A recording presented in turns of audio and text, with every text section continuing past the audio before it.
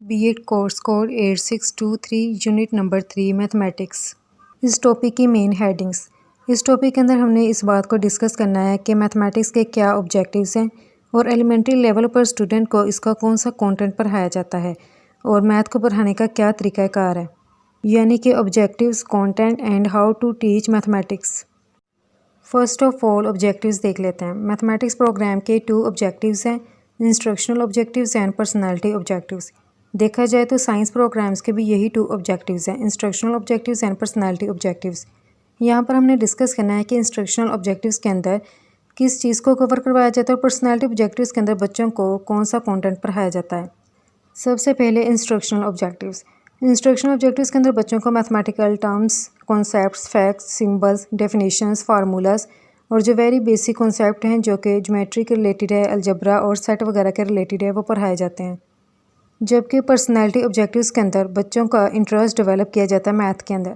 और वो इंटरेस्ट कैसे डेवलप किया जाता है, बच्चों को मैप्स के बारे में पढ़ाया जाता है, उनको ग्राफ्स के बारे में उनको बताया जाता है कि उन्होंने कैसे ग्राफ को ड्रा करना है, उसको कैसे बनाना है, और इस तरह बच्चों को थ्योरम भी पढ़ाए जाते हैं। सेकेंड हेडिंग है कंटेंट ऑफ मैथ प्रोग्राम। इनके बच्चों को एलिमेंट्री लेवल पर मैथ का कौन सा कंटेंट पढ़ाया जाता है।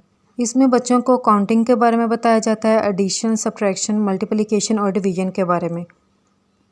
इस टॉपिक की थर्ड मेन हेडिंग है हाउ टू टीच मैथमेटिक्स, यानी कि मैथ को कैसे पढ़ाया जाए। तो मैथ को पढ़ाने के दर्ज झेल 9 जो है मेथड है इसके अंदर, जिसको यूज़ करते हैं हम मैथ को पढ़ा सकते हैं। फर्स्ट मेथड है विजुअल ग्राफिक्स। ग्राफिक्स किसे बोलते हैं? पिक्चर्स को।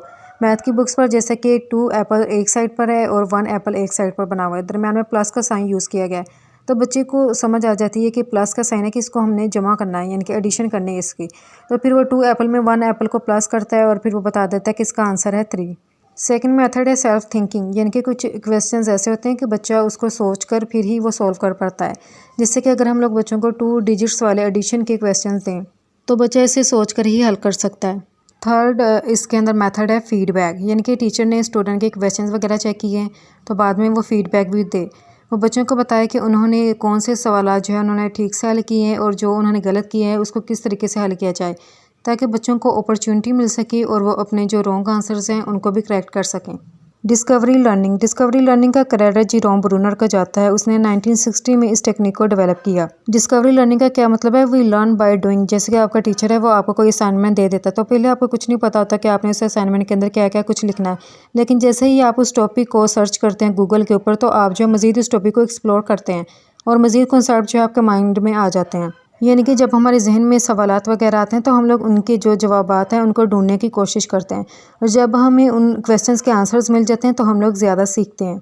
Repetition, reinforcement and application. जैसा कि बच्चे जो है मैथ के अंदर देखा जाए तो उन्हें जो है किसी भी टॉपिक की कंप्लीट अंडरस्टैंडिंग के लिए उसकी बार बार प्रैक्टिस करनी पड़ती है। इसी को ही बोलते हैं रेपिटेशन।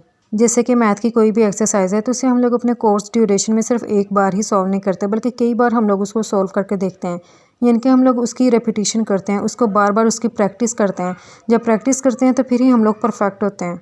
Active learning. अगर हम लोग चाहते हैं कि स्टूडेंट क्लास के अंदर एक्टिवली पार्टिसिपेट कर सकें, क्लास के अंदर सीख सकें, तो हमें चाहिए कि क्लास का इन्वायरमेंट अच्छा बनाएं।